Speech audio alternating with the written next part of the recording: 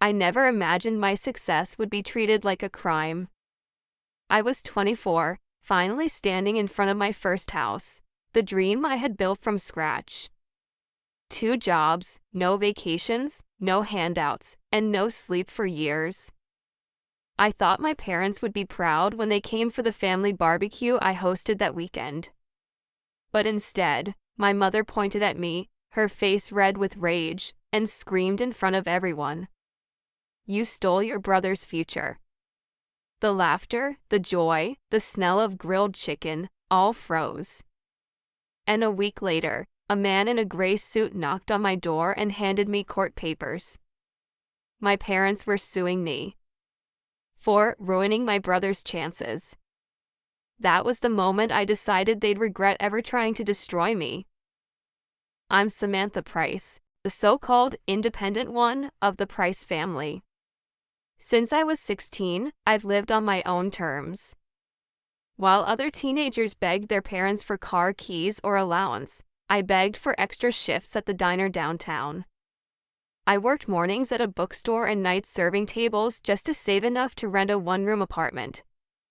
My parents, Martin and Clara Price, always told me, "We're saving for your brother, Daniel. He has potential." Daniel, 2 years younger than me, was their golden child. Lazy, spoiled, and arrogant.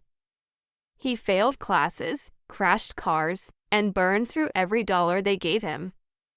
But to them, Daniel was the future. I was just the responsible backup. I didn't complain. I learned early that no one was coming to save me. When I was 18, I started taking online business classes. By 20, I was working for a real estate firm as an assistant by day and waiting tables by night. I skipped parties, wore thrift store clothes, and ate ramen for dinner while saving every cent. And finally, at 24, I signed the papers to my very first house.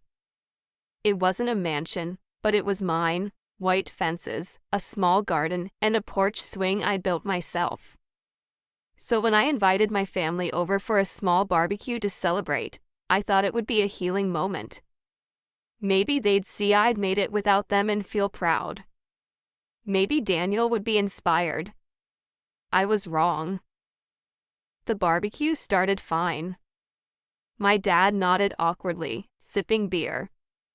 My mom faked smiles and complimented the curtains. Daniel arrived 2 hours late in a borrowed BMW, acting like he owned the place. "Wow, Sammy," he said, smirking. "You really lucked out. Bet you couldn't do this without Mom and Dad's help, huh?" I smiled politely. "No luck, Daniel. Just hard work." He rolled his eyes. "Yeah, sure." Then my mother stood up, clinking her glass to make a toast. "Everyone, I just want to say how impressive it is that Samantha bought a house. She's done so well, while her brother has been struggling after losing his college funding because we had to help her instead." I froze. The entire yard went silent. "What?" I asked quietly. She looked at me with venom. "Don't act innocent. We told Daniel we'd help him start his business, but that money's gone now. You had to have gotten some of it." My voice shook. "Mom, I never took a cent from you. You didn't even pay for my prom dress, remember? I've worked every day since I was 16. Dad slammed his beer can on the table. "You've always been ungrateful. Daniel should have had this kind of success. But you," he jabbed a finger at me, "you took everything from him. You're selfish." I laughed bitterly. Selfish. For working 2 jobs. For not depending on you. But before I could say another word, my mother shouted so loudly the neighbors looked over the fence. "You stole your brother's future." That broke something inside me. I told them all to leave. Every single one of them. A week later, the doorbell rang. I opened the door to a man in a gray suit holding a stack of papers. "Are you Samantha Price?" he asked. "Yes." "You've been served. You're being sued for emotional distress and financial damages by your parents and brother." I took the papers, blinking in disbelief. "What?" He nodded sympathetically. "Apparently, they're claiming you manipulated them into denying your brother financial support." I laughed out loud. It wasn't funny, it was insane. But as I read the documents, something inside me shifted from shock to fury. If they wanted war, they'd get it. I didn't have money for a fancy lawyer, but I had intelligence, and every email, receipt, and tax record I'd kept since I was 16. I pulled up every old message from my parents where they ignored my pleas for help. Every time they told me, "We can't afford to help you because we're supporting Daniel." I organized it all neatly. Then I found Daniel's social media posts, videos of him partying in Cancun, holding champagne bottles, captioned, "Thanks, Mom and Dad, for the best birthday ever." That was his struggling period, apparently. I gathered everything: texts, bank statements, even witnesses from my workplaces who could confirm I'd supported myself since high school. And just for fun, I hired a young, hungry lawyer named Grace Miller, who loved underdog cases. "You want to fight this?" she said, smirking as she flipped through the lawsuit. "Because this is going to be fun." "Oh, I'm not just fighting it," I told her.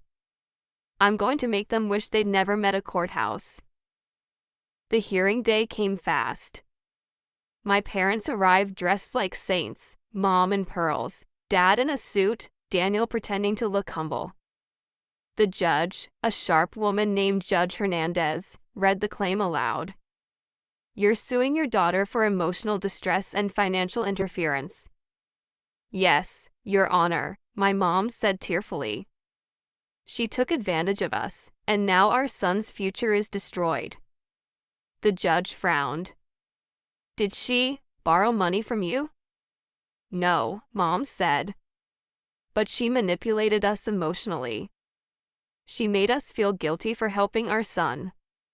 Grace leaned over and whispered, "Oh, this'll be good."